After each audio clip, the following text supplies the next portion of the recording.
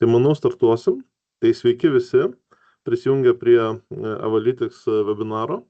Aš esu Adas Kesarauskas, vienas iš Avalytics įkūrėjų ir turbūt dažniausiai ir esu ir mokymus vedu ir aplamai tam technologijom domiuosi gana ilgai. Su manim yra Karolis Kalinauskas, Avalytics duomenų inžinierius. Ir mūsų šiandienos tema yra iš viso pakalbėti apie fabriką ir Power BI, kokie skirtumai yra ir ką pasirinkti teisingai. Nes tikriausiai, kai kurie iš jūsų jau naudojat arba ir fabriką, arba Power BI, tai tikrai. Tai turėtumėt matyti ir apklausos variantą, galėtumėt atsakyti į šitą, kokią technologiją naudojate iš tikrųjų. Bet turbūt, kad pasirinkti, mes turim žinoti tam tikrus niuansus, kada tas naudinga ir panašiai. Tai mūsų tikslas šiandien ir panagrinėti tam tikrus nelabai giliai ir panašiai, bet tam tikrus niuansus, kurie leistų jums bent jau idėjiškai pasižiūrėti, reikalingas man tas dalykas, nereikalingas, gal Power BI yra pilnai pakankamas ir panašiai. Tai kas yra Fabric aplamai? Pasižiūrėsiu šiek tiek, kaip sekėsi užpildyti. Matau, fabriką gal naudoja ne tiek dažnai iš tikrųjų, bet Power BI Excelį naudojate, ne? Tai iš esmės, kas yra Fabric? Galiu, sakykime, iššoksim į pačią platformos apibūdinimą iš esmės. Tai jeigu jūs jau naudojat Power BI, iš principo jau naudojat Microsoft Fabricą, ne? Ką padarė Microsoftas, tai iš esmės pavadino visą platformą Microsoft Fabricą, ne? Na ir jeigu taip detaliau pasižiūrėti, tai Power BI, kaip matom, yra viena iš fabriko dalių dabar. Jisai gali veikti visiškai savarankiškai. Tai, kai mes, kas esat naudoję, ne, tai kaip įpratę ir paprastai naudoti, ne? Bet iš esmės galima ir papildyti tam tikrais dalykais, sakykime, kas Power BI nebuvo būdinga, ne? Tai ką matom, Data Factory, tai yra, sakykime, įvairūs duomenų inžinerijos dalykai, Data Activatorius, kuris gali stebėti tam tikrus duomenų pasikeitimus, kažkokį tai įvykį sugeneruoti ir panašiai, duomenų inžinerija su Synapsu, duomenų mokslas su Synapsu, realaus laiko analitika, kam galbūt aktualu, na ir žinoma, Data Warehouse'as. Kodėl tas Synapse pavadinimas aplamai yra? Todėl, kad techniškai nesukūrė Microsoftas čia kažkokių labai kardinaliai naujų technologijų iš tikrųjų, bet paėmė tas technologijos, kurios jau buvo Azure ir sudėjo viską į vieną platformą ir po vienu pavadinimu galbūt platformos Microsoft Fabric, ne? Kad viskas, kas susijęs su duomenų poreikiais, duomenų inžinerija būtų po viena platforma. Ir ta platforma išskirtinumo turi tai, kad yra software as a service, tai reiškia, kad iš principo mes turim, kaip ir Power BI, mokam už tam tikrą resursą, už licenciją, ne? Ir visą infrastruktūrinę dalim galim nesirūpinti, ne? Na ir turbūt rezumuojant, visas šitas veikia dar tokiu One Lake pagrindu, kad visi duomenys saugomi vienoj platformai, jūsų įmonės, kaip sakyti, ribose iš principo, ne, cloud'e, ir valdymas visas yra toks, kaip ir centralizuotas. Visi resursai, kurie yra naudojami, gali pasiekti tą One Lake, nereikia kažkokių sudėtingų daryti konfiguracijų ar panašiai.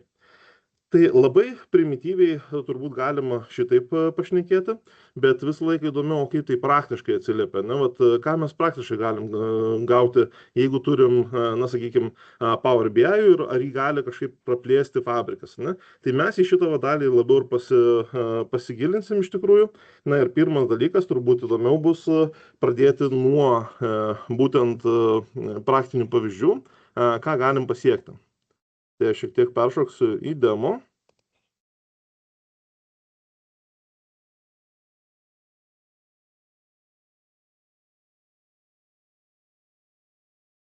Taip.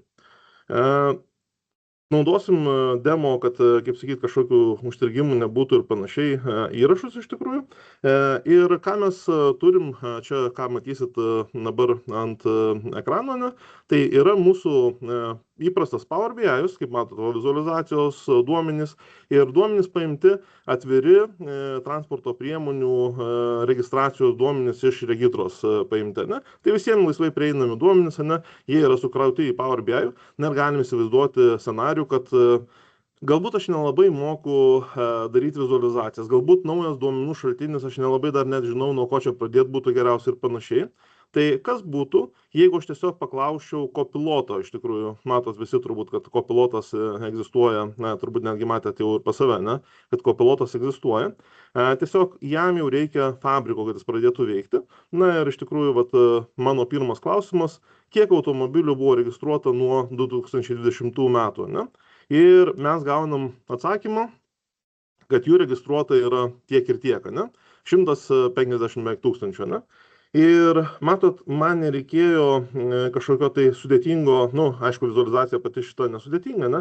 Bet man nereikia žinoti kartais netgi, jeigu aš esu paprastas verslo vartotojas, ne? Man nereikia žinoti, ką reikėjo įsidėti, kad čia kardą kažkokį reikia įsidėti ir panašiai, ne? Aš galiu tiesiog paklausti, lietuvių kalba galiu paklausti ir gauti atsakymą iš mano duomenų. Jeigu aš tą patį susidėliočiau su kardu, susifiltruočiau, žinoma, kad gaučiau tą patį atsakymą, ne? Bet galim pasižiūrėti, ką sudėtingesnio galima gauti, ne? Tai turbūt irgi tikriausiai visų prisijungusių iš dalies dalia būna. Iš tikrųjų, toksai klausimas, kad reikia sukurti puslapį, ne? Parodinti šiek tiek tendencijas nuo 20 iki 25 metų, ne? Tai aš galiu duoti tokį klausimą. Ir kopilotas, kopilotas žinoma naudoja tos visokius mechanizmus, bet jis būtent pritaikytas Power BI, būtent pritaikytas suprasti modelius ir matot, jisai pradeda kurti puslapį. Ir pasižiūrėsim, koks bus rezultatas. Ir sukurtas yra puslapis, aš jau šiek tiek sustabdysiu, ne?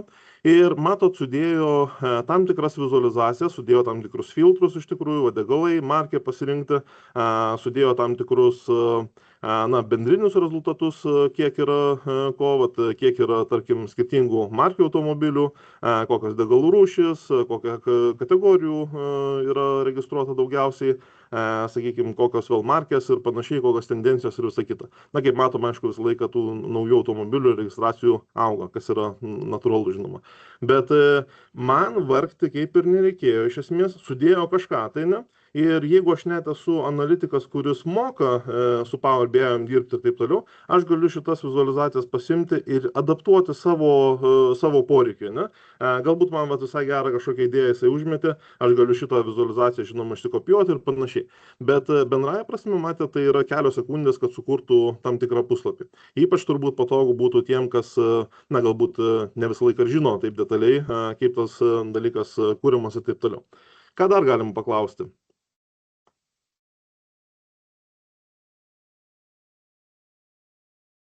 Taip, to čia bus klausimas, kuris yra. Mano sekantis klausimas yra, kokių markių top 5, kokios top 5 markių tendencijos yra iš tikrųjų, ne? Ir vėl jisai gali sudėlioti naują puslapėlį iš tikrųjų, kur sudeda, matot, top 5 markės iš tikrųjų, ne? Toyota, Škoda, Volkswagen, Nissan. Ir va čia yra duomenų jau klausimas, mato duomenyse užrašyta Volkswagen ir atskirai VW, ne? Kas mums kaip žmonėm šiaip yra aišku, kad tai yra tas pats, ta pati marka iš principo, ne, tiesiog kitaip užrašyta, ne? Bet duomenys jau yra, sakykime, švarumo klausimas, ne, tai šitie duomenys tiesiog net ir nelabai tvarkyti yra iš tikrųjų, ir va šitoje vietoje matom tos skirtumėlius, ne? Tai turbūt, sakykime, gal net ir pralenktų iš esmės Toyota, jeigu sakykime, būtų viskas švariai sudėta, ne? Bet iš principo pasiekimo rezultatų šitam pasiekti, man užteko parašyti kažkokią tai klausimą iš tikrųjų, ne?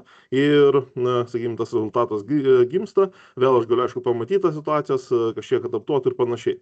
Ir dabar pažiūrėsim tokį įdomesnį scenarijų, kur mano klausimas yra, kiek yra prabangių automobilių registruota to pačiu laikotarpiu, ne? Ir kopilotas šiuo atveju man nepradeda, kaip sakyti, haliucinuoti ir, kaip sakyti, bandyti išrasti kažką. Jisai sako, aš neturiu duomenyse, ką jūs vadinat prabangiais automobiliais, ne? Ir šiaip jisai sako, galbūt jūs norit, kad tie prabangus automobiliai būtų Mercedes, Benz, Volvo ir taip toliau, nu kažkokį paaiškinimą duoda, ne? Bet mano duomenyse nėra, nu regitra nerašo, kai registruoja, kad čia prabangus automobilis, ne? Tokio duomens mes neturim, ne? Na ir pasižiūrim, ką aš galiu šnekėtis toliau, kas būtų visiškai logiška turbūt ir bet kuriam scenariui. Ką aš parašiau, sakykime, kad prabangiais automobiliais laikysim tai, kas yra ir rinkoje laikoma prabangiais automobiliais, ne? Bet aš neduodu jokio konteksto, vat, kad žiūrėk, šita markė ir taip toliau. Ir šitoje vietoje vat, atsiranda tas platesnis matymas, kad nebūtinai iš mano duomenų gali orientuotis Copilotas, ne? Ir jis sako, žiūrėk, aš sąrašiuką tau padariau, kad Mercedesas, BMW, Audi, šitos markės, vat, suvardintos, netgi kurios tikrai galit lengvai vardinti, kad tai yra prabangesni automobiliai, ne? Ir sako, ar šitas sąrašas tau tiktų, jeigu aš va, šitą sąrašą naudočiau, ne? Na, žinoma, aš galėčiau sakyti, pridėk ten Ferrari, pridėk ten ko čia trūksta dar iš tikrųjų, ne? Bet šiuo atveju aš sakysiu, taip tinka.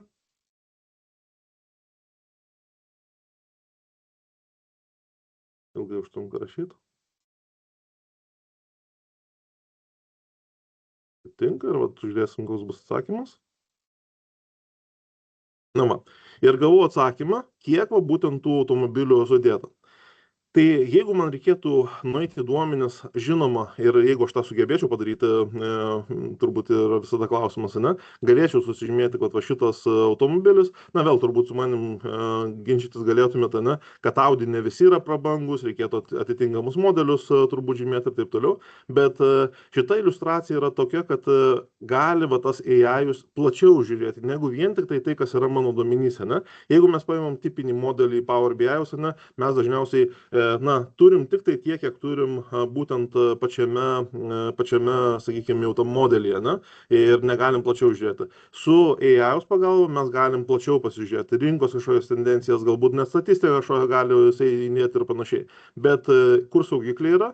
Kad jisai pasakė, kad neturi šitų duomenų pačiam duomenyse mano, nu ką aš turiu duomenų modelį, ne? Ir va šitoj vietoje jau jisai netgi su tavim komunikuoja, kad sako, jeigu tu nori, aš tau galiu padėti, bet tai, nu, vėl tikslumas ir visa kita yra tavo dalis.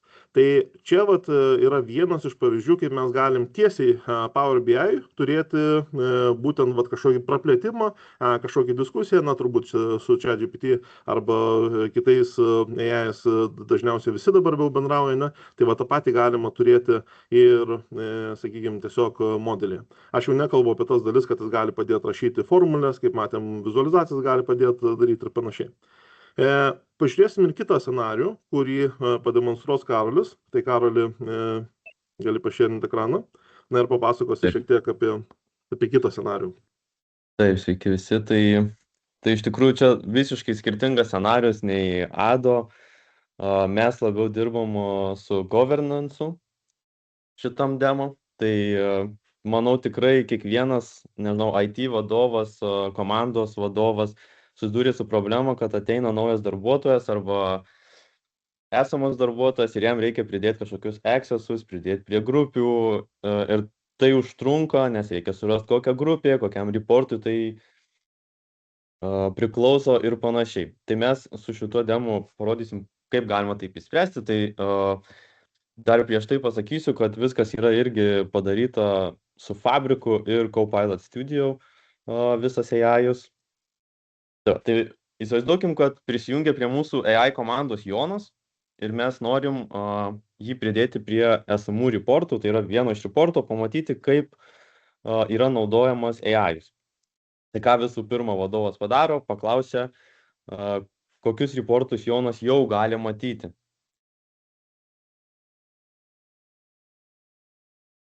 Tai yra defaultiniai arba kažkas kitas jau pridėjo prie demo workspace'ų Joną, kad galėtų pasižiūrinėti modelį, kaip viskas veikia. Tai viskas normaliai, mes matom, kad mūsų norimo reporto nėra. Todėl mes dar pasitikslinimui paklausim, ar tikrai jisai negali matyti to reporto. AI-us, aišku, atsako, pažiūrės duomenų bazę, nevartotojas teisių ir prieimo neturi prie to reporto. Tuomet mes paprašom, kad pridėtų prieigą prie to reporto, AI-us automatiškai viską prideda ir viskas, Jonas gauna laišką ir tada jau jis gali vienu mygtuku vienu mygtuko paspaudimu prisijungti prie reporto ir viską matyti. Tad perduodu žodį atgal Adai. Jo, aš tada čieninsiu prezentaciją. Taip, ir vat ką pamatėm šitais dviem tokiais scenarijais, tai vienas dalykas veikia iš karto out of the box, kad mes atsidarom Power BI, kurį visi pažįsta ir aš jau galiu su juo šnekėtis. Tai, ką pademonstravo Karolis, žinoma, kad jau reikia labiau paruošti, reikia atitinkamai sudėlioti, kaip ištrauksim tą informaciją, susidėti į kažkokias tai vietas, čia tas vietas toliau pašnekėsim, bet esmė, kad mes turim pasiruošti agentą, tai ir vadinasi AI agentai iš tikrųjų, ir tas agentas turi žinoti, techniškai tai vadinamas skillsas, kur aš turiu nueiti pasižiūrėti, ką turi, kur aš turiu uždėti tas teisės, kokiais metodais man tą reikia padaryti. Bet finale, ką gauna galutinis vartotojas, tai gauna kaip ir su ChatGPT pripratę naudoti, arba su bet kuria kitu AI, mes gaunam tekstinį laukelį, aš galiu paklausyti, kokios teisės pas tą žmogų yra, man gali greitas atsakymas būti, galiu paprašyti įdėti tą grupę. Aišku, galima tą, sakykime, čia suprimityvintas parodytas variantas, bet jeigu aš nesu šeimininkas, tos ataskaitos gali jisai nueiti, paklausti aprūvalo pas tą šeimininką, ir jeigu šeimininkas paprūvina, tada tik tai įdėti tą žmogų prie tos, sakykime, ataskaitos matymo ir panašiai. Gali paklausti galbūt kokią, jeigu ten būtų koks nors RLS uždėtas ir panašiai, galėtų paklausti, o kokį skyrių nori matyti ir panašiai ir panašiai. Tai vat šita vieta, apie ką galima galvoti ir vat kur jau gali padėti. Tai iš esmės, susirezumuojant, ką mes čia pamatėm, tai AI galimybėm, jeigu norim net Power BI panaudoti arba kažkokį tai sudėtingesnį scenarijų turėti, jau mums bus reikalingas fabrikas. Power BI be fabriko, to copiloto jum neveiks. Tai irgi būna kartais klausimai, kad gal tas M365, jeigu įmonė naudoja, veikia. Ne, dėja, tas Power BI AI yra visgi ateina per fabriką. Tai vat, sakykime, čia vienas iš tokių, turbūt esminių dalykų. Labai tokia principinė kaina yra, sakykime, jeigu aš per mėnesio minimali tokia kaina būtų apie 200 eurų. Dar pasižiūrėsim, kaip tas fabrikas aplamai licenzijuosi, bet tai primityviai apie 200 eurų. Aišku, jeigu, turbūt per daug tai nesigilinsim, bet yra būdai, kaip ten optimizuoti ir panašiai, sakykime, kad ne pilną mėnesį naudoti ir visą kitą, tai va šitoje vietoje, jeigu bus noras pas kažką susidomėsit, kreipkitės, turim variantus, kaip tau susioptimizuoti kainą, kad net ir galbūt ypatingai pilotam tiek nebūtų tokia ta kaina iš tikrųjų. Bet bendraja prasme, ką turbūt pasilikti turim mintise šiandien, kad jeigu aš noriu AI kažkokias galimybės ant duomenų uždėti, ant savo duomenų, turiu omeny, ne kokio SharePoint'o, ne kažkoką padengia M365 kopilotas, tai man fabriko kažkokios tai licenzijos reikės, neužteks vien Power BI. Praplėskim plačiau, tai kur tie skirtumai ir atsiranda, Tai apie licenzijavimą šiek tiek ir šnekėjau, tai mes pripratę, kad Power BI jūs licenzijuosi per vartotoją iš tikrųjų, Kiek vartotojų mums reikia, kurie nori kažką matyti, mums tiek reikės dažniausiai licenzijų, Fabrikas licenzijuosi per pajėgumą, tai va ties 200 apytiksliai eurų, kuriuos buvo vardinės, yra minimaliausias pajėgumas, galite įsivaizduoti kaip serverį iš principo kažkokį tai, už kurį reikia mokėti.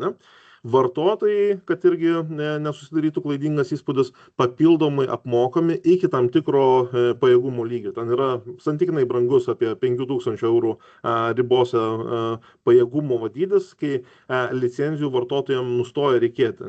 Tai jeigu labai grubiai irgi įsivaizduoti, jeigu jūsų organizacijoje yra virš 300 žmonių, tada galbūt galima peršokti į visai kitokį licenzijavimo būdą. Bet vėl, tai per daug šiandien nesigilinama, svarbiausia suprasti tam tikrus skirtumus. Tai čia esminis skirtumas, kad fabrikas nėra pakeičiantis visiškai Power BI-aus tą licenzijavimą, jo vis tiek gali reikėti, ypatingai, sakykime, nuo mažesniuose tuose uždaviniuose, bet jisai praplečia Power BI ir tas praplėtimas kainuoja papildomai. Na ir iš principo su tuo praplėtimu atsiranda ir skirtingas tas mastelis iš tikrųjų, kad jau žiūrėjom AI-aus, ten mes galim modelius kažkokius sukurti ir taip toliau, ko neužtenka vien Power BI turėti, ne? Na ir pasižiūrėsim ir kitas vietas, ne? Bet iš principo tai jisai padaro daug platesnį spektrą, ką mes galim daryti. Na ir vystymas požiūris, vystymas tai turiu omeny gal developmentas labiau reikėtų suprasti, ne? Orientuotas į didesnės komandas, jau čia ne vienas žmogus, nes Power BI dažniausiai kuria vienas žmogus iš tikrųjų, nes viskas viename yra, ne? Tai va čia mes galim komandiškai dirbti, visą kodą galim saugotis, pokyčius matyti, tą gitą vadinamą integruoti ir panašiai, ne? Tai va čia galim labai plačiai irgi, kaip sakyti, išsiplėsti šitoje vietoje, ne? Na ir esminis gal momentas, jeigu nelicenzijavimas, ne kaštai, aišku, kaštai tiek mastelis, tiek vystymo požiūris, natūralus, kaip sakyti, net ir resursų kaštus augina, ne? Nes paprastai daryti visada yra pigiau iš dalies, ne? Negu kažkaip tai sudėtingesnį mechanizmą padaryti, ne? Na ir esminis momentas, kad fabrikas yra tas vadinamas SaaS, tai yra software as a service, lyginant su tuo, ką jūs galite daugiau mažiau tą patį galima pasiekti, ką fabrikas šiai dienai turi technologiškai su Azure, kaip pavyzdys, kas būtų pasas, bet kur yra problema? Jums dažniausiai, čia tą daro dažniausiai didelės organizacijos, kurios turi atitinkamai tinklo specialistus, turi infrastruktūros specialistus, turi firewallų visokių, kaip ten suvaldyti ir panašiai, nes visą tą granuliaciją reikia susidėlioti, susivaldyti, kad būtų saugiai. Padaryk nesaugiai ir turėsim skaudų tą atvejį, kaip CTB nuskambėjęs yra net ir viešai, ne, ir panašiai. Tai software as a service iš savęs jisai tam tikrą sluoksnį nuima tą kompleksiškumą iš tikrųjų. Ir tą mes šiek tiek irgi turbūt pamatysim tolimesnėje dalyje, ne? Na ir sakykime, jeigu tą mastelį šiek tiek įsivaizduoti, ne, tai Power BI visi puikiai turbūt daugiau mažiau žinote, ne, tai yra importavimas duomenys, susimportuojam, viskas saugoma faile, transformavimas vyksta Power Query, ne, vėlgi tam pačiam faile, galbūt kitoje šiek tiek erdvėje, bet iš principo viskas sugula į tą patį failą. Modeliavimas tai yra ryšiai, tarp lentelių, skaičiavimai, measurai, stulpeliai kažkokie ir galiausiai ataskaitos, viskas viename, kitaip tariant, ne. Nėra blogas modelis, jeigu aš turiu santykinai nedidelius kažkokius duomenis ar panašiai, tai visiškai yra gerai, ne? Fabrike mes tą galim išplėtoti plačiau, ne? Duomenų saugojimą galima iškelti ir išsluoksniuoti netgi pagal duomenų švarumą kažkokį, šaltinius skirtingus ir panašiai. Transformavimui galim turėti ne tik Power Query, bet ir kitas technologijas. Visą tai galim suorchestruoti, irgi pamatysim, ką tai reiškia, bet iš principo tai sudėlioti kažkokias tai sekas, kas po ko turi eiti, kada, kaip ir panašiai. Na ir, sakykime, modeliavimas ataskaitos, matot, šiek tiek kartojasi. Šita dalis, ir yra ta pati jau Power BI dalis, ne? Vėl fabrikas kažkiek gali praplėsti su to pačiu AI ir panašiai, pasižiūrėsim plačiau, bet idėjiškai Power BI vis tiek išlieka va šitoje vietoje. Ataskaitas ir modeliavimą, pačius modelius vis dar atsakingas yra Power BI už tai. Tai čia toks labai primityviai įsivaizdavimai, kur tie skirtumai yra, ir mes pasižiūrėsim tas fabriko esminės dalis, duomenų saugomą, transformavimo, orkestravimo, ir kur sakykime, tie skirtumai atsiranda, ne? Tai pradėkime nuo duomenų saugojimo, ne? Jeigu Power BI yra tas paprastas, kad, sakykime, viskas viename dedasi, jisai atkeliauja su savo tam tikrais minusais, ne? Nors tai yra paprasta, ne? Bet tas minusai būna, kad jisai viską trina kasdien ir importuos iš naujo, ne? Galima padaryti tam tikras politikas, kad būtų vadinami incremental refresh ir taip toliau, bet iš principo vis tiek tas procesas yra toksai, kaip čia pasakyti, iš savęs sudėtingas. Jeigu aš noriu, pavyzdžiui, kažkokią tai istorinį duomenį, kuris gali pasikeisti, išsaugoti, su Power BI tą padaryti labai sudėtinga, ne? Dėl to atsiranda fabriko praplėtimas, kuris gali padėti šitokias situacijas išvaldyti, kad mes galim saugotis tuos duomenis ir matot, netgi fabrike gali aš naudoti ne vieną technologiją, ne? Yra Lakehouse'as, Warehouse'as, SQL'as, Cosmos DB, Mirror'as, tai mes labai galim plačiai pasirinkti nuo to, koks mūsų bus jau tas poreikis specifinis, ne? Kurią technologiją būtent panaudoti duomenų saugojimui, ne? Tipiškai pats toks dažniausias dalykas tai yra Lakehouse'as arba Mirror'as, ne? Tai iki jų mes galvoju, Mirror'ą turbūt neparodysim, tai kas yra Mirror'as, gal pasakysiu ir paskui demo pasižiūrėsim, kas yra Lakehouse'as, šiek tiek susirezumuosim, ne? Tai Mirror'as yra Iš principo jūsų SQL, galima ir kitų technologijų, Snowflake'as, daugiau tų technologijų palaiko, ne? Bet iš principo kažkokios tai duomenų bazės replikavimas į fabriką. Ne? Kam to iš viso reikia? Tai iš principo, kad turėčiau repliką fabrike ir visas transformacijas, visus nuskaitimus ir taip toliau, nesiųsčiau tiesiogiai į, sakykime, duomenų bazę, kas gali resursų, kaip sakyti, poreikį išauginti ir tai, kartais gali būti problema, ne? Bet jau dar naudoja resursus būtent fabriko iš esmės ir iš idėjos aš galiu dirbti su tom lentelėm, kurios reikalingos taip pat kaip su duomenų baze, jos replikuojasi, bet iš principo neužiminėti, sakykime, būtent mano duomenų bazės, dažniausiai tai gali būti vidinės, gali būti kažkur Azure, bet aš jų galiu tiesiogiai analitiniais poreikiais, kaip sakyti, neužiminėti. Na ir Mirroras, kuo įdomus yra, kad Microsoftas neskaičiuoja resursų, kitaip tariant, jisai nemokamas yra. Tai šita vieta būna gana svarbi. Na, o kitas vietas galim šiek tiek irgi pasižiūrėti su demo. Tai Karoli, gali pašėrinti ekraną. Taip, tai iš tikrųjų gal pradžioj tada pažiūrėkim į patį UI-ų. Tai fabrikas turi du UI-us, yra Power BI-aus dalis ir fabriko dalis. Jos daug nesiskiria, skiriasi elementų išdėstymai, tai Power BI-aus daly, kaip matot, kairė pusė yra tiek visi workspace'ai, tiek OneLake, visų kitokių daugiau mygtukų ir visi artefaktai eina. Kas skiriasi fabrike? Tai viskas eina kairėje pusėje, viskas taip pat lieka workspace'ai, workloadai ir visi kiti objektai, bet artefaktai jau persikelia į viršų, taip kaip brauserio tabai. Kame dar yra tai pliusas, jeigu multitaskini, mažiau pasimetimo, tiesiog peršokinėji iš tabo į tabą ir tikrai labai nesunku gaudytis, kol Power BI-aus UI-ui jau truputį pasimetimas gaunasi. Galim toliau pasižiūrėti į kokius artefaktus turim.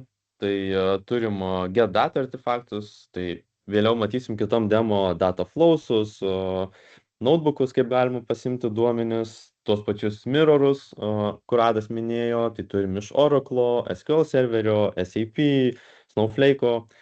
Open mirrorus, kur galim susikurti savo mirrorinimo iš kažkokios kitos duomenų bazės. Taip pat Adas, kaip ir minėjo, turim daug duomenų bazių laikmenų, pavyzdžiui, Lakehouse'ai, Warehouse'ai, SQL database'ai, Cosmos DB.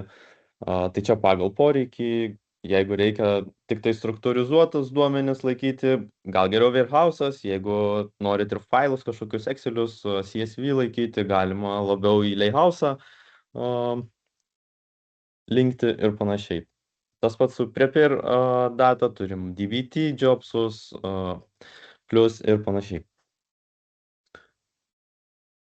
Tai šiuo atveju susikursim Lakehouse'ą. Rodysiu, kaip paprasta fabriką susikurti Lakehouse'ą, iš tikrųjų tikrai daug paprasčiau negu Azure. Tai iš tikrųjų kelių mygtukų paspaudimų įvedam vardą, paspaudžiam Create ir tuomet viskas, Lakehouse'as sukurtas, tiesiog taip paprastai. Turim kur patalpinti savo duomenis. Kuom dar gerai Lakehouse'as, kad turi du variantus, galit žiūrėti paprastai duomenis, čia kaip ir matot UI, tačiau taip pat galit persijungti į SQL endpointą, čia dešinė pusė, kaip matot, ir ten rašyti TSQL arba prisijungti prie SQL management sistemos ir ten explorint savo duomenis. Tikrai kartais geriau susijungti kelias lenteles ir paeksplorint greitai duomenis, jeigu kažkokia užklausa atkeliavo iš verslo žmonių. Tai Adai perduodu žodį atgal.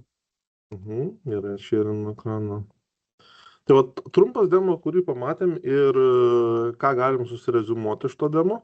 Iš esmės, kad Matot, tų komponentų, ką aš galiu pasirinkti fabrike, vėl yra daug, ne? Tai aišku, kad juos reikia šiek tiek išmanyti ir turbūt, iš idėjos galim suprasti, kad jeigu pas mane Power BI'us iš dalies kaip ir susitvarko ir nekelia problemų, ne, galbūt to fabriko ir nereikia, ne? Bet va tas problemas, jeigu aš kažkur jau pradedu matyti su Power BI'um, kad pavyzdžiui, įsivaizduokime, 5 modeliai pas mane yra ir visi į tą patį SQL kreipiasi, ne? Tai gal yra geriau sucentralizuoti iš tikrųjų tą informaciją, kad ir tam bažnyčios fabrike ir kad ir, sakykime, su tuo pačiu Power BI'um jau skaityti viską iš fabriko, o ne iš SQL. Jeigu tas SQL, kaip pavyzdys, nebepaveža arba panašiai. Ne? Tai tų scenarijų dabar gali būti labai daug, kokiais būtų, kada mums to Power BI'us neužtenka ir panašiai, bet tie scenarijai labai bus kiekviena įmonė labai jos gali turėti skirtingais aspektais, ne? Ir panašiai. Tai šitoje vietoje labai individualiai žiūrėti, kuris tas scenarius būna. Ne? Tipiškas scenarius mes to jos pamatysim su transformacijom, kam reikalingas, ne? Bet idėjiškai, ką mes dabar pasižiūrėjom, kad išsaugoti duomenis galima į keletą vietų. Ne? Na gerai, dabar paimkim tą duomenų nuskaitymą, transformavimo dalį, ne? Ką tipiškai Power BI atitinka queries, ne? Yra dar toksai dalykas kaip direct queries, ne? Kur aš galiu jungtis tiesiogiai prie SQL. Ne? Ir rečiau naudojamas dalykas, galbūt kažkas iš jūsų yra naudojęs, ne? Bet sakykime, naudingas kai kuriais tik tai atvejais. Ne? Tai Power BI atveju vėl viskas paprasta naudoti, Power Queries iš savęs yra irgi paprastas gana, tu suspaudinėjai dažniausiai mygtukus kažkokius, tas transformacijas padaro. Ne? Na ir, kaip sakyti, nieko kažko tai nėra labai sudėtingo, sakykime, tos greitas startas gaunas ir panašiai. Bet kur tos problemos yra, ne? Tai transformacijos yra necentralizuotos. Vat įsivaizduokim tos pačius 5 modelius, daro 5 skirtingi žmonės, jeigu tai yra didesnė kažkokia tai organizacija, ne? Labai didelė tikimybė, kad mes nepadarysim idealiai vienodai tų transformacijų. Ne? Ir šitoje vietoje kas gausis? Ne? Jeigu mes tiesiogiai į duomenų šaltinius kreipiamės, ne? Visų pirma, su teisėm atsiranda, 5 žmonės turi prieiti prie tų duomenų šaltinių. Ne visą laiką organizacijos tas yra pageidaujamas dalykas, ne? Kad analitikai jungtųsi tiesiai prie žalių duomenų ir panašiai. Ir, sakykime, su tuo pačiu transformavimu mes padarysim ne 3, bet 5 skirtingas versijas, ne? Galima taip kabutėse pavadinti, galim netyčia sukurti 5 skirtingas tiesas, ne? Šito organizacijose didesnėse norim išvengti iš principo, ne? Kaip išvengti? Centralizuoti kažkokiais būdais, ne? Kad mūsų logika kažkokio verslo būtų apdorojama centralizuotai, tai yra vienas transformavimo mechanizmas veiktų, ne? Ir jisai ištransformuotus tos duomenys, jau, sakykime, analitikai paskui naudotų, kaip sakyti, iš centralizuotų tų šaltinių. Ne? Tai va čia būna toksai problema, kaip tu su Power BI, jeigu darai 5 modelius, ten turėjom data flowsus ir panašiai, bet apie tai reikia galvoti, ne? Jeigu tokią problemą turim. Ne? Dėl tiesioginio sujungimo su šaltiniais, vėl sakau, čia yra tam tikra problema.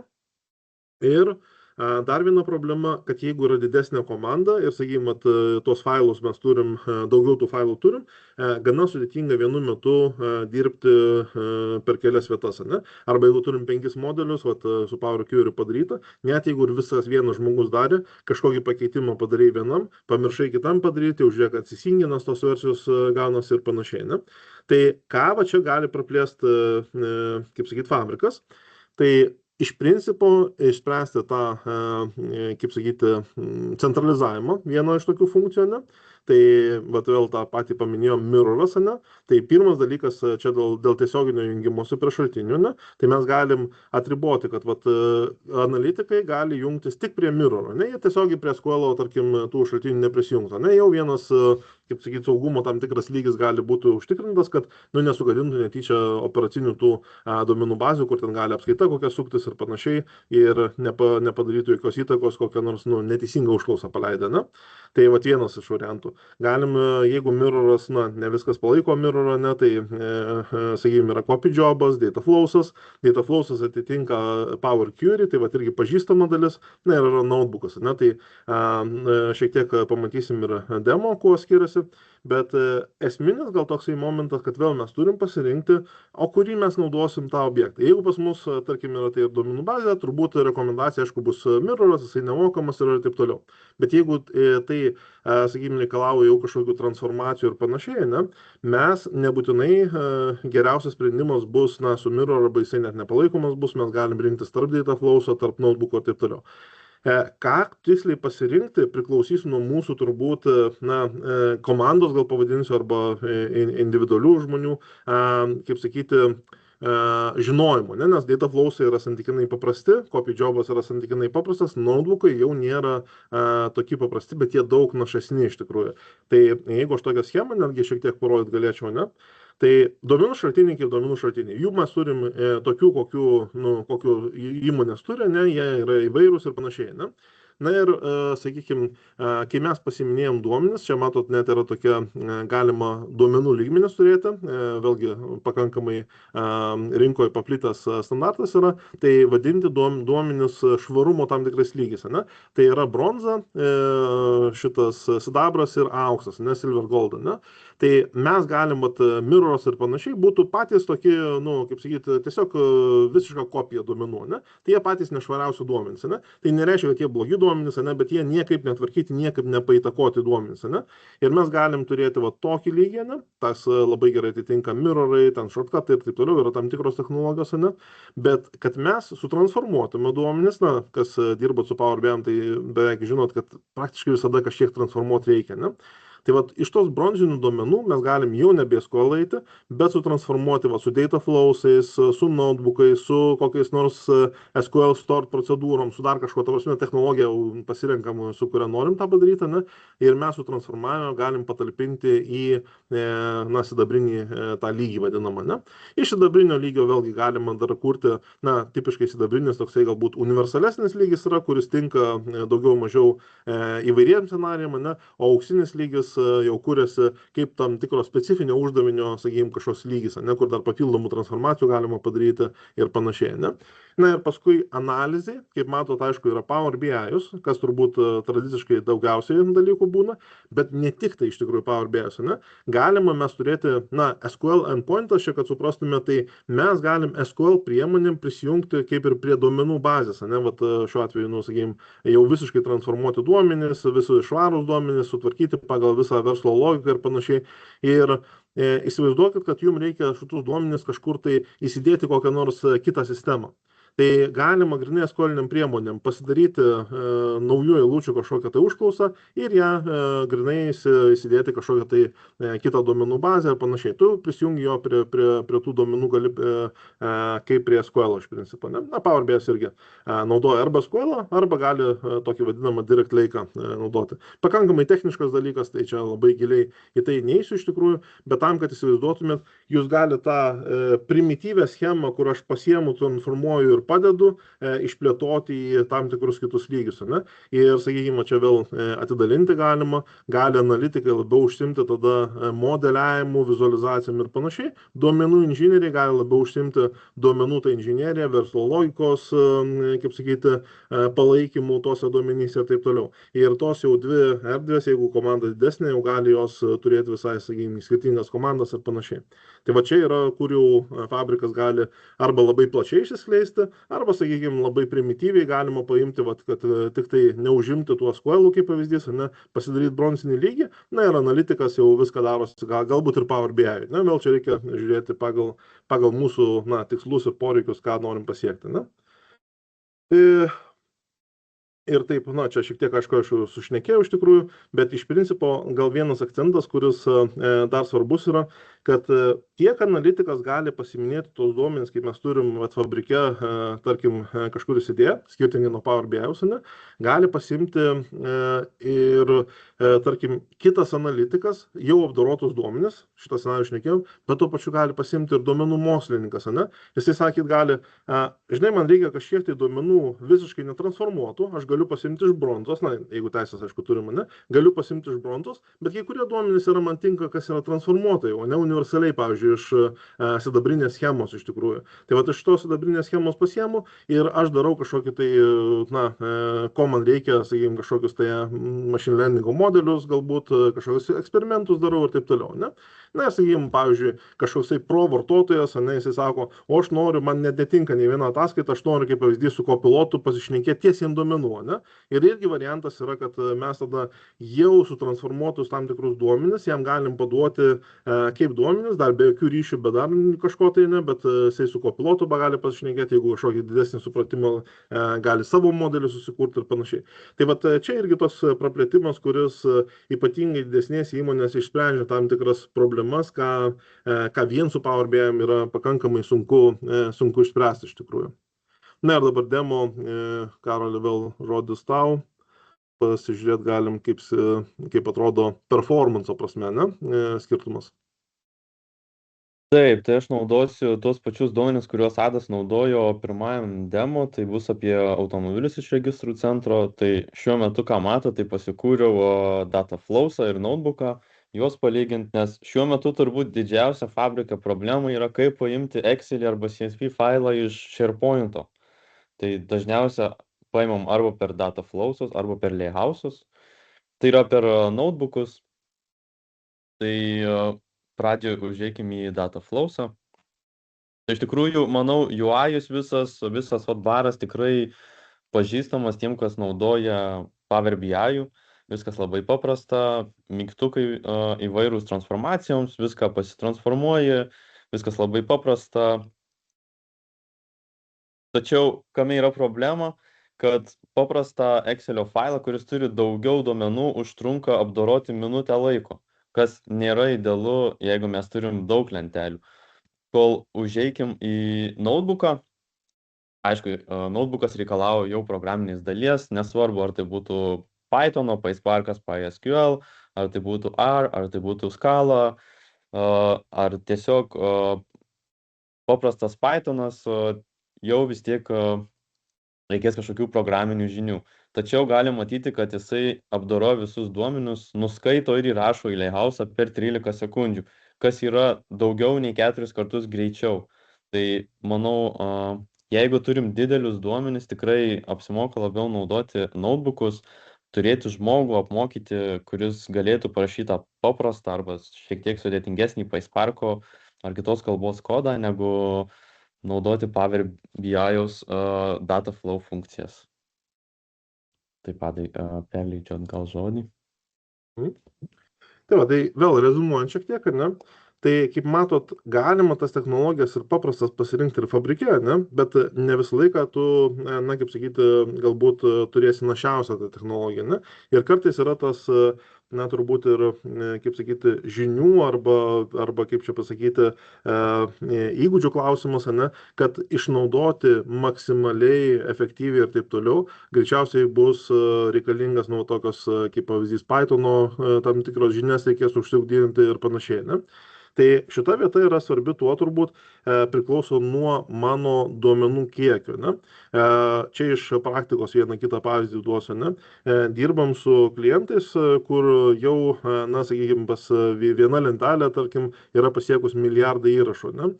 Su tokiom lentelėm jau yra pakankamai sudėtinga tvarkytis, na, sakykime, jau nekalbu apie Power BI, jau net ir fabrike. Bet jeigu pasirenki netinkamą technologiją, kaip pavyzdys Dataflowsą, na ir čia duosiu pavyzdį, refreshas sukasi kažkur tai apie 3 valandas, ne? Perdaryk visus tos žingsnius ir taip toliau į notebooką. Notebookai, kodėl jie taip efektyviai veikia, vadinamas Spark poolas visą tą apdoroja, tai yra, nu, daug galingesnė, kitaip tariant, sistema. Ir mūsų refreshas vietoj 3 valandų užtrunka 15 minučių, ne? Tai įsivaizduojat, koks, kaip sakyti, našumo ir, nu, laiko sutaupimo, kaip sakyti, skirtumas gaunasi, ne? Tai vat šita vieta, ką trumpai Karolis ir parodė, ne, mums kartais reikia ne tai, kad, kaip sakyti, ne mūsų turbūt, kaip sakyti, žinių ar kažkokio pasirinkimas bus, bet kartais mus privers situacija pasirinkti. Ne? Jeigu mes turėsim didelius duomenis, kažkokios sudėtingesnės transformacijas ir taip toliau, mums kartais, kaip čia pasakyti, gali nebūti kito pasirinkimo, kaip tik tai naudoti pačią našiausią technologiją, kad gauti tos rezultatus, na, įtilpti ten, tarkim, į tos nakties, kiek ten laiko būna kartais refreshams skirta ir panašiai. Jeigu mums tos problemos duomenų kiekio ir panašiai neturim, tai mes galim laisviau rinktis pačią technologiją, galim eiti su paprastesnė ir panašiai. Na, sakykime, jeigu mes turim tik tai pavienės kažkokias lenteles ar kažką, tai galima, sakykime, tik tai, nu, kaip sakyti, miksą daryti iš tikrųjų, kad kažką paprasto darom vienaip, sudėtingesnio darom kitaip ir panašiai. Taip, tai įsivaizduokim tos atvejus, kad pasiėmėm duomenis, kažkur susaugom, susitransformavom, ten tos lygius pasidalinom ir taip toliau. Kas nutinka? Prisikuria pakankamai nemažai, kaip čia pasakyti, mes vadinam artefaktais, bet objektų prisikuria, ne? Įsivaizduokite, tam turėjom data flowsų kelis, notebookus kelis turim kelis, na, domenų modelius galiausiai ir panašiai. Ir kas nutinka, kad vietoj, pavyzdžiui, kelių Power BI datasetų mes jau turim kokius, nežinau, 10, kartais ir 20, o kartais ir daugiau, ką mes jau dirbam, tai būna ir 100 tų objektų ir panašiai. Tai kaip suvaldyti, kad mes galėtume viską surefreshinti, viskas kažkokį turėtų, na, loginę seką ir panašiai. Su Power BI mes galim konfigūruoti pakankamai primityviai, ne? Mes galim uždėti schedulą 8 kartai per dieną iš principo, na, tai šioks toks minusas, kai kurios vietos jau būna, jeigu reikia dažniau, tai su Pro licenzija mes galim sukonfigūruoti schedulą ir tas schedulas yra kas 30 minučių iš tikrųjų, ne? Tai vat, jeigu aš turiu kažkokį tai, na, įsivaizduokim modelį, kuris prasisuka per 5 minutės ir aš noriu nepadaryti, kad lygiagrečiai suktųsi, ne?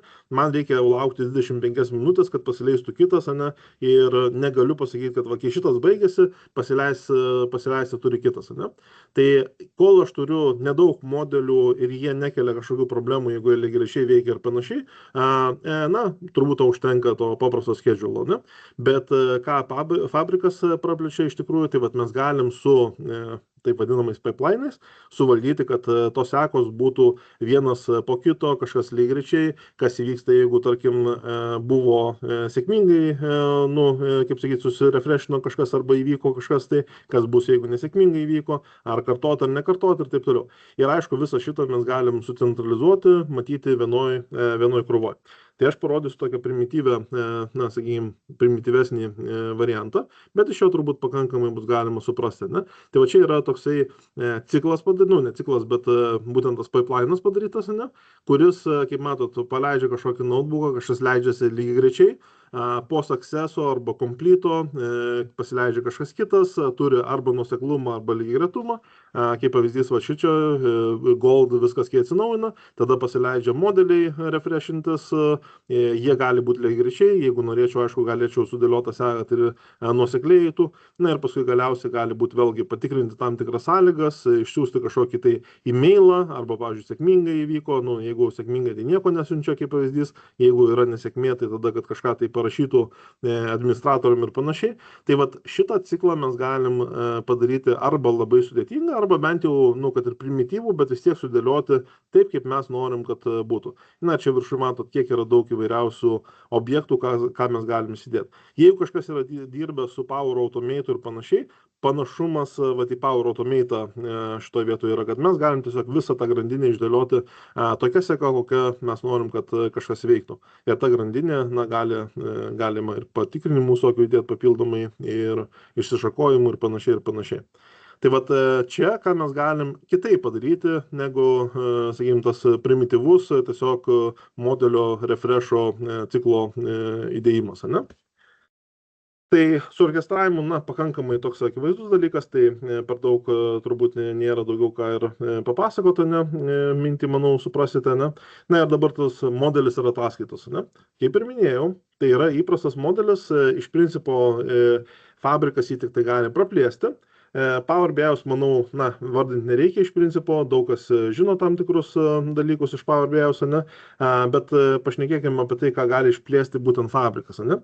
Tai fabrikas gali uždėti tą aktyvatorių, kurį šiek tiek turbūt matėt pačioje pradžioje, kur galima mes įvairius scenarius apsirašinėti, ką mes stebim, kokią, nu, kaip čia pasakyti, arba iš duomenų lygio tam tikrus dalykus stebim, kad kažkokia klaida įvyko, kažkoks parametras išėjo iš savo, na, sakykime, normalių rėžių ir taip toliau. Ir nuo to scenarijaus ne taip, kad primityviai būdavo alertai anksčiau, bet galima daryti vėl tam tikras sekas, kurios prasideda kažkokį tai nusiųsti eventą, nu, kaip pats primityviausias dalykas laišką nusiųsti, ne, bet gali užsukti ir tam tikrą pipeline, dar kažką, kad mes, sakykim, tas, na, reaguotume į tam tikrą situaciją arba, sakykim, bent jau sukeltume kažkokį alarmą, ne?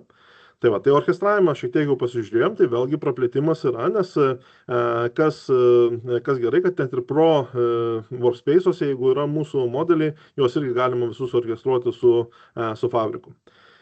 Git DevOps integracija. Nežinau, kiek daug jau apie šitą kas žinot, bet Power BI jau pilnai dabar yra palaikomas, nu, kaip sakyti, toj kodiniai struktūrai, kad viskas yra užrašoma kaip kodas, ir galima sudėti į Gito, į DevOpsus, jeigu pačio Microsoft'o žiūrėti labiau, Azure DevOpsai yra. Tai ir ką mums tai duoda? Mums duoda atsekamumą visus kodo pakeitimus, mes galime matyti, kas pasikeitė, kas pakeitė tuos dalykus, kada pakeitė, ir va taip visą istoriją turėti mūsų, sakykime, ataskaitų, modelių pasikeitimų ir taip toliau. Praplėtimas yra direct lake'as, aktualus turbūt, kai mes turim labai didelius duomenis, ne, kad neimportuoti jau į fabriko, šitą į Power BI'aus modelį, į datasetas anksčiau vadinosi, bet tiesiogiai kreiptis į fabriko lakehouse'us ir pasimti tuos duomenis iš tenai, ne. Tai nevadinama direct query, tai yra toksai miksas jau tarp direct query ir importo iš tikrųjų, kuris veikia tiesiog greičiau, ne. Šitą vietą. Vėl labai detalės turbūt dabar nesigilinsim, ne? Na ir va čia vienas iš tokių įdomesnių scenarijų yra, kad jeigu mes turim iš esmės daug vartotojų, bet tie vartotojai, tarkim, turi kažkokią ataskaitą pamatyti, nu, kartą per mėnesį ir panašiai. Sakykim, kokį nors, įsivaizduokim, išvažiuojantis darbuotojai, kur meistrai kokį nors ir panašiai. Bet jie mes licenzijų visiems nenorim dėti, ne? Tai yra modeliai, kaip, sakykime, su fabriku iš tikrųjų pasidalinti plačiai tomis ataskaitomis iš tikrųjų, nereikalaujant iš vartotojų licenzijų Power BI'aus. Tai čia toks vėl yra tam tikri dalykai, kaip reikia sukonfigūruoti, bet iš principo reikia integruoti tą ataskaitą kažkur į SharePoint ir panašiai, ir va tą prieinamumą galima padaryti. Tai vėl toks, nu, neblogas dalykas, optimizuoti netgi ir kaštus iš dalies gali padėti to pačio Power BI'aus, į kitus dalykus galima per daug ir nesigilinti, būtent tokiam masiniam pasidalinimui. Na ir Copilotą iš principo jau matėte, tai jisai veikia, jeigu mes jį turim ant Power BI'aus dabar žiūrim modelio, tai jisai gali tą modelį padėti ir jum kurti ataskaitas, ten atsakinėti klausimus, bet gali padėti ir visokius measures rašyti, supranta patį modelį ir visą kitą, tai, na, toks papildomas dalykas, ką fabrikas gali išplėsti, ne? Tai va, tai mes praėjom per iš principo visas dalis. Na ir iš principo toks turbūt rezumuojantis dalykas, tai yra, kaip mes galim dabar suprasti, vat, kas tas fabrikas, čia reikia man jo, reikia, Power BI'us užtenka, neužtenka, ne? Tai jeigu, na, Lego turbūt visi žinote, ne, kaip galim suprasti, vat Lego yra tam tikras namelis iš esmės, ne, kuriame mes, aišku, jis nebūtinai turi būti labai primityvus, ne, bet iš principo jisai visą laiką orientuotas į tam tikrą objektą iš tikrųjų, mes turim tam tikrus dalykus, kuriuos galim pasidaryti. O fabrikas yra, kaip ir galim įsivaizduoti, kaip miestelė, ne? Turim daug daugiau kaladėlių, galim labai susidėlioti pagal savo poreikį, kaip tas mūsų miestelis atrodys. Arba jisai bus ten su dangoraižiais, arba bus pakankamai primityvus, ne? Bet jisai iš principo leidžia mums platformiškai daug pasirinkimų ir daugiau laisvės padaryti, ne?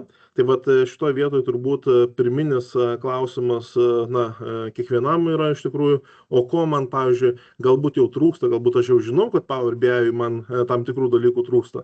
Jau jums atsakymas, kad galbūt to dalyko reikia praplėtimų ieškoti būtent fabrike, ne?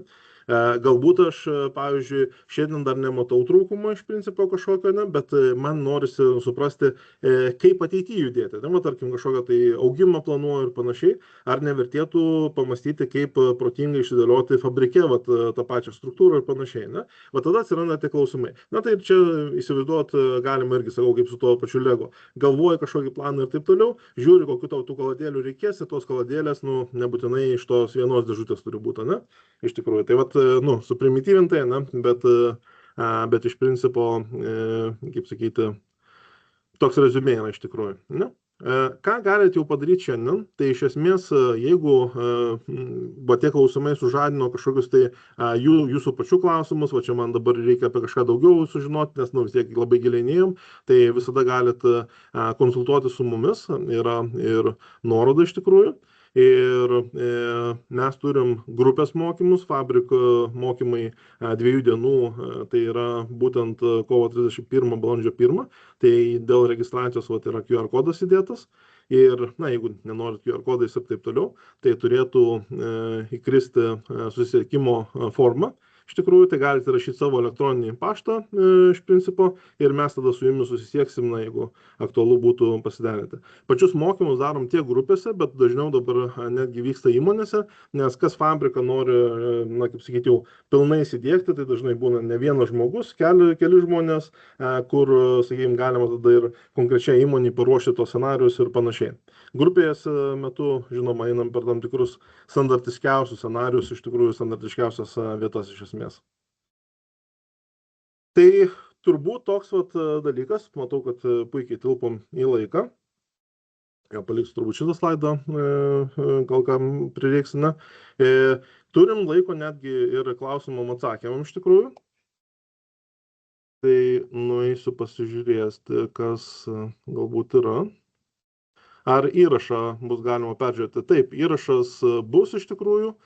Jeigu prenumeruojat mūsų naujienlaiškį, tai tada atsiųsim turbūt rytoj, pasidalinsim nuorodą įrašo. Ir jeigu neprenumeruojat, tai siūlyčiau įrašyti, kad norit, kad susisiektume su jumis e-mailą, tada bus rašyta. Ne? Ar Copilot gali atsakyti remiantis kokios teisės suteiktos vartotojams? Tarkim, yra RLS komandos vadovas, matyti tik jų komandas, ar Copilot remsis RLS ar ne.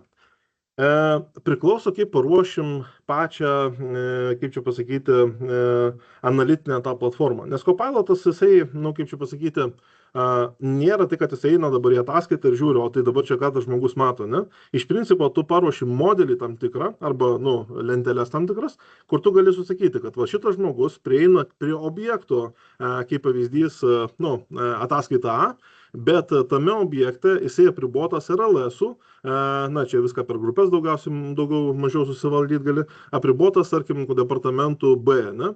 Ir tu žinai, kad jisai matys objektą kaip ataskaita A, bet jo duomenų lygio apribojimas bus iš RLS-o, būtent ten, nežinau, departamentas A, kažkoks kitas, jau priklausomai kaip tas RLS-as yra sudėliotas. Tai sakykime, primityviai padarius, tai turbūt jisai taip neatsakys, ne, bet jeigu taip normaliai susidėlioji pačią struktūrą, kaip tu valdai tą patį RLS-ą ir visas teisės, tai tokiu atveju pilnai atsakyti gali visais atvejais. Ir net, kaip Karolis rodė, kai klausimą duodi, kad įdėk man tą žmogų, kad jis matytų tokią ir tokią ataskaitą. Jeigu yra RLS-as, tas kopilotas jisai klaus, o sakys, o kaip tu nori apriboti, nes yra ne viena grupė duomenyse, ką gali matyti. Tokį departamentą ir tu gali tada irgi jam papildyti, kad aš noriu, kad matytų, kaip pavyzdys, Kauną, nematytų Vilnius, ne? Tai tada vėl atitinkamai tas teisės būtų uždėtos ne visiems duomenim matyti, bet specifiniam grupė, gal pavadinsiu, ne roliai labiau. Ar turim daugiau klausimų? Reikia neturim, palačiatą, gal čia kažkas buvo. Jeigu turit klausimų, kuriuos norit užklausti, tai parašykit į questions and answers, o matau dar atsirado. Ar transformacijų pagreitinimui per notebooks reikia fabrikų turėti, ar užtenka PPU? PPU yra iš dalies premium irgi dalis, bet aš šito nesu pabandęs, ar per PPU veikia būtent notebookai. Reikėtų, žinokit, tiesiog paeksperimentuoti. Bet iš esmės, ką jisai daro, jisai pakuria Spark poolą iš tikrųjų ir vat vykdo tam Spark pool'e. Tai nepasidomėjęs esu iš tikrųjų, ar su, tas PPU tai yra premium per user iš esmės licenzija, tai jinai atitiktų kaip ir premiumą, ne? Tai kai kurios funkcijos tenai iš principo veikia, bet negaliu pasakyti, ar Spark pool'us palaiko ar nepalaiko. Čia reikėtų, žinokit, pabandyti. Bet atsakymas, jeigu jūs PPU turit iš tikrųjų, tai turbūt pakankamai greitai galit įsitikinti. Ar turim daugiau?